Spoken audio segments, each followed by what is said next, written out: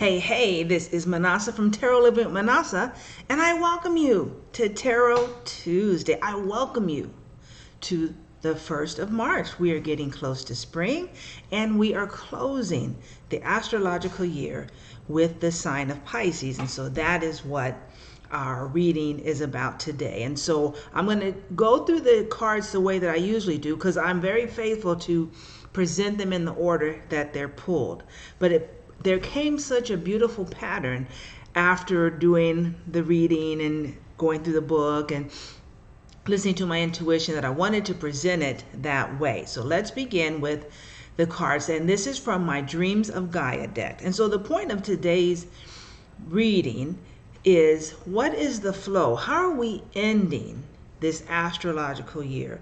We're in this amazing water sign, and then we go straight into this bombastic, aggressive, assertive, confident fire sign.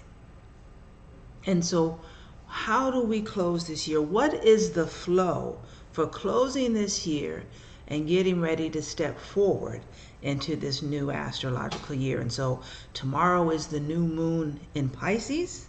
Then we have the full moon in Virgo, because of course Pisces and Virgo are opposite signs.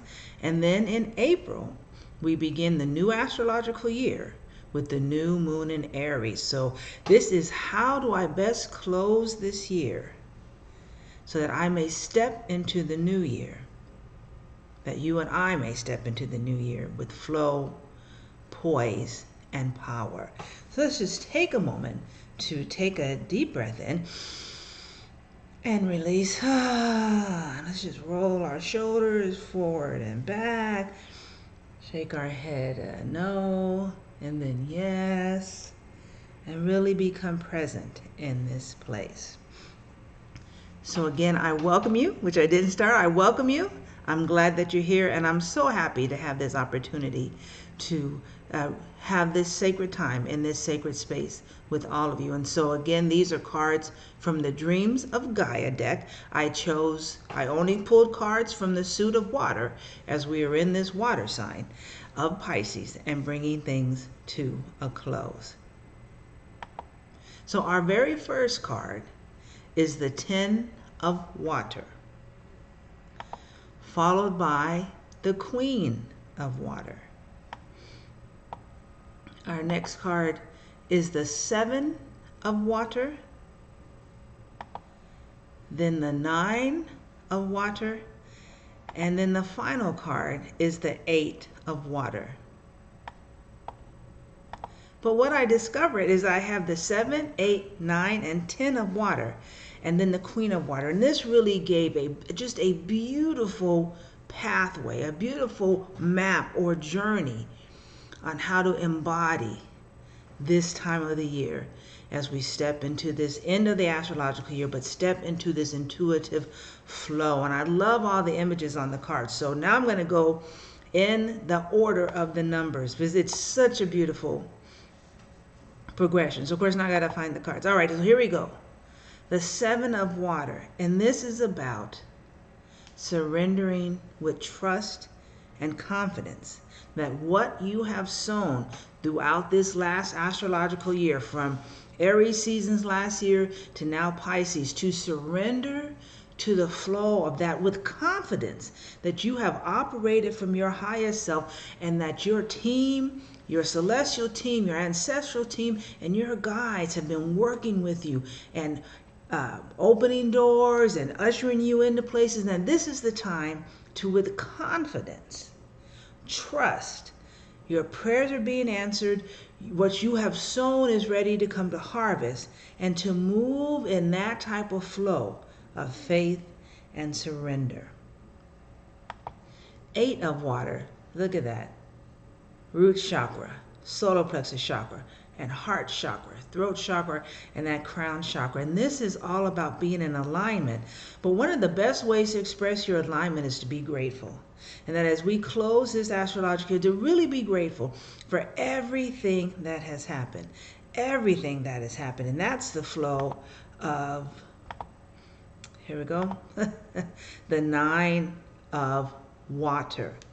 that you see this person is standing in a beam of light and there's dark around. And to be grateful for the good, the bad, and the ugly, because all those things have been beneficial and will continue to be beneficial. And just like some people are pulling weeds, other people see those plants as flowers. And so it's by this change of perspective that by having faith and trust and confidence in yourself and in the spiritual work that you have been doing and in the seeds that you have sown, to wrap those in gratitude by being grounded, having those healthy boundaries. So grounded at your root chakra, grounded your solar plexus chakra, coming from a place of gratitude. So thankful for every circumstance, because again, that faith from the Seven of Waters, knowing that all things are working together for your good and that you are a part of a bigger scheme and that the universe is conspiring for your good. So even those dark things, you can be thankful for, you can look at them and then release them with joy. And then the 10 of water.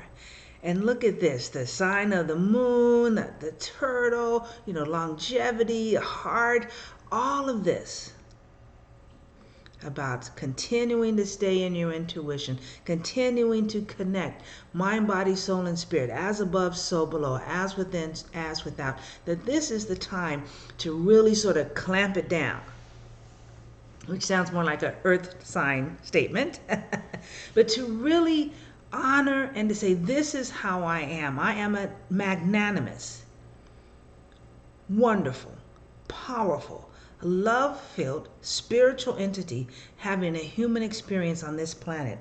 And I say yes to my spirituality first. So whatever comes towards me, to me, I look at it from a spiritual point of view. How is this teaching me to grow? How is this circumstance inviting me to love? Where am I seeing the divine? Where am I not seeing the divine? And how can I be and bring the presence of the divine? And that this 10, and we had the 9 and 10s in the tarot are about closing. So this is the chance to release those things. Stuff that happened in the past, you cannot change it. It may still be affecting you. Get some therapy. Talk with someone about it. But understand that you are where you're at today because of even the worst event. And that there is a place to look at it, appreciate it, and then say, I no longer react or act from that triggered place, but I act from this, the 10 of water, from a connected place, from a deep place, from a intuitive place, connected with the moon, connected with the planet, knowing that I am one, and moving and grooving in that place, committing to living your life as the spiritual, powerful, magnanimous entity that you are. And then closing this out with the Queen of Water, intuitive, love-filled. This, of course, is my wife, the Queen of Cups. So very intuitive, very nurturing, very loving, for she's a Cancer. And that's what this same thing is. That this is that time to allow that love first to yourself and to step into it fully. And to connect with your intuition. Trust it. Be grateful for it. Connect with it. Love it. Unleash it. See the positive. I think there's a crazy song by Monty Python, look on the bright side of life, and they're always crazy, so I'm sure there's something quirky about it.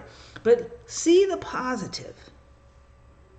No, not being like, oh, I'm blinded to what's going on. No, see the positive. Know that there's good. That's the Queen's way. Knowing, again, all those cards led up to this, the Queen. Confident, grateful, knowing that even in the dark, you are part of the light. Let's see, 7, 8, 9. And then 10, being, understanding that who you are spiritually isn't something you do on Sunday or every now and again, but it is the essence of who you are, and that is what the world is waiting for. And then you bring that energy flowing with this Queen's energy of positivity, of love, of emotional vulnerability, and sharing and trust.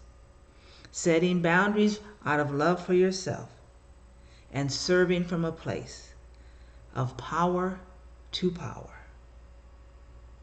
And so let us end this year in the flow. Have a blessed and beautiful evening, morning, or afternoon.